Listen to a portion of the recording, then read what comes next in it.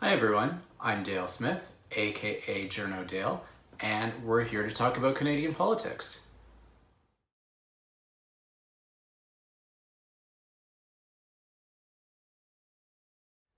This week, I thought we'd talk a little bit about the Mark Norman case and try and demystify some of what's gone on. There were significant developments this week in that the Crown decided to stay the charges, which means that they are essentially withdrawn. But there's a lot of loose threads in here and a lot of misleading rhetoric that's gone on in the last few weeks. So I think it's good for us to kind of take a step back and try and, untangle some of what's been said, because a lot of the things that have been said are misleading and have different agendas behind them. So it's a good idea to try and get some context here. So the backstory for this whole affair is that a number of years ago, the previous government decided that they were going to sole source a procurement contract for a new supply ship for the Navy. The Royal Canadian Navy has been without a proper supply ship for a number of years because the attempts to replace the aging ones that we had gone off the rails several times. The two that were remaining both kind of came to terrible ends in that there was a fire on one of them and there were problems with the other, and they had to eventually be withdrawn from service, and we were relying on international partners to resupply our ships while they were deployed. So the Conservative government, toward the end of their tenure, decided that they were going to sole source this contract to the Quebec shipyard called Davie.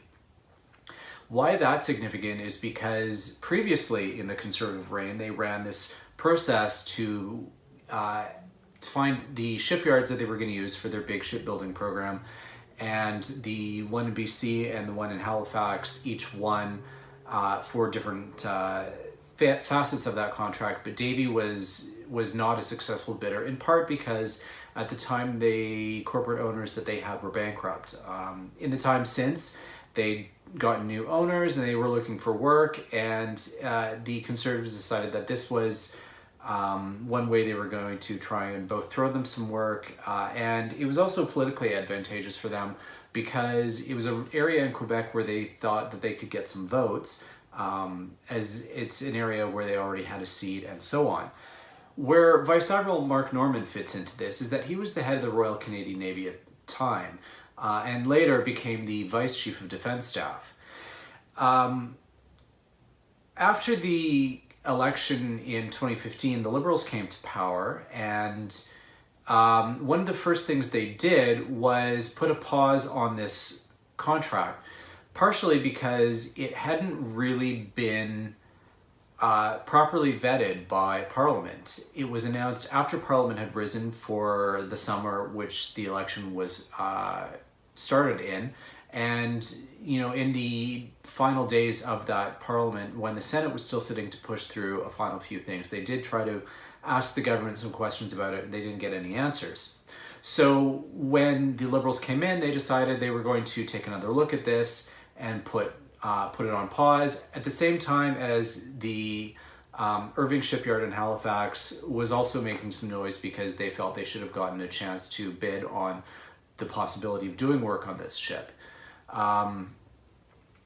At that time, the allegation is that Admiral Norman had made calls to people and try and exert pressure on the government so that it would restart that process. And it seemed to be successful because the government shortly did restart it after that. But an investigation was launched to determine who had been leaking that information. And eventually the RCMP got called in, and Norman was one of the people who ended up being charged. A while later, another bureaucrat was also charged under the same breach of trust issue, but that trial is still pending. Throughout the pretrial aspect of what had gone on with the Norman case was a lot of back and forth between Norman's lawyers and the government over the disclosure of documents, because a lot of this had to do with cabinet confidences.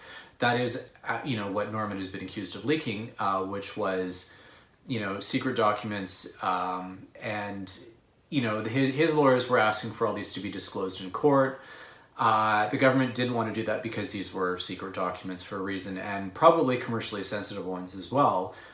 So there was a lot of back and forth in terms of how they were going to do that, how were they going to manage redactions, and eventually they'd settled on a process where a judge would go through all of the documents that had been submitted and would determine what could be admissible in court and what would not. Before that reached its conclusion, however, the Crown came across new information from Norman's lawyer, which eventually caused them to reconsider their case, and they didn't feel they had a reasonable chance of conviction.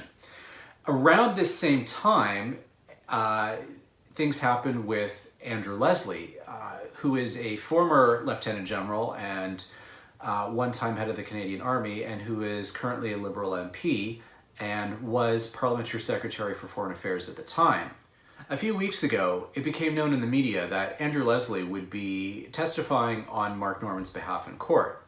Now, my information from other Liberals has been that this was always just to be as a character witness. However, in the media, this got spun as he was going to be testifying against the government, and it must have been some kind of damning information because around that same time, he also had decided that he wasn't going to run again this fall and step back from his parliamentary secretary position.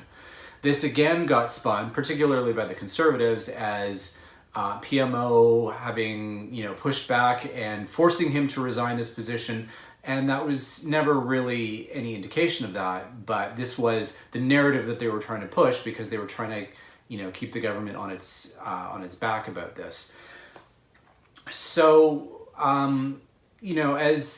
as the stay happened, it became this notion of political interference, that somehow the government pulled the plug on it because whatever Leslie was going to say or whatever was in these documents or what have you was supposed to be so damaging to them that they could not fathom going to a trial.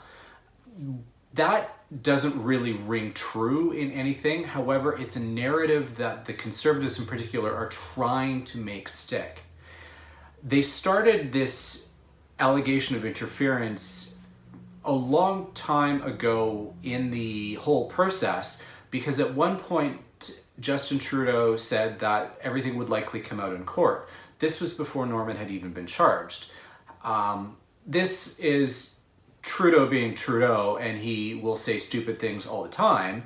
However,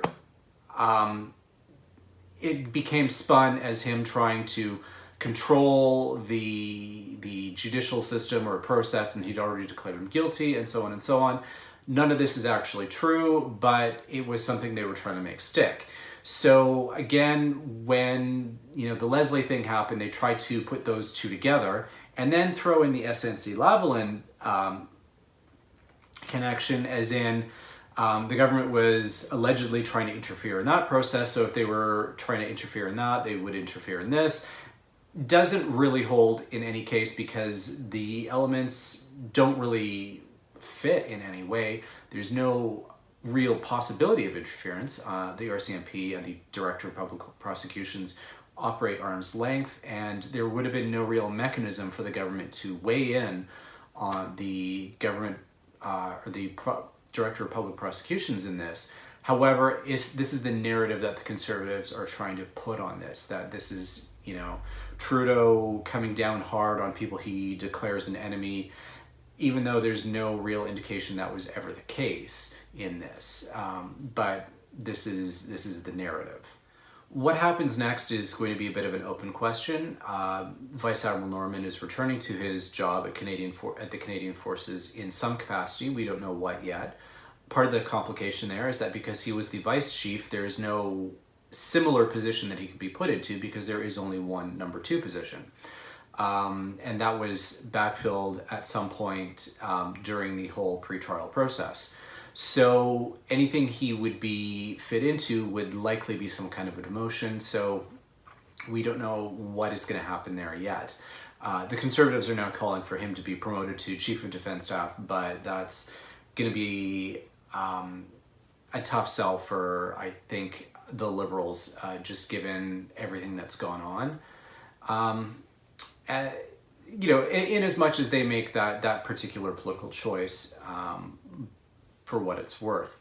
There is something else out of this whole situation that I think we should probably pay a little more attention to, which is the issue of civilian oversight and control of the military. This is an important democratic principle for a democracy like ours, in that, the military is accountable to the civilian government and not the other way around. And what I think we should delve into a little more in here is the notion of whether or not Norman was trying to subvert that when he allegedly went around and tried to pressure the government over this procurement. That, I think, has the very real possibility of being seen as a means of trying to undermine that civilian oversight and control. And in that regard, I think we should pay a little more attention to what the broader implication of that might be. Everything is still, allegation, because none of this ever got cleared in court. So, I think it is nevertheless something that we should keep an eye on, because I think it's an important principle that is getting lost in all of the rhetoric and the attempts to build narratives around this. And that's all for this week. I'm Jorno Dale, and don't forget to like, share, and subscribe. Thanks, everyone.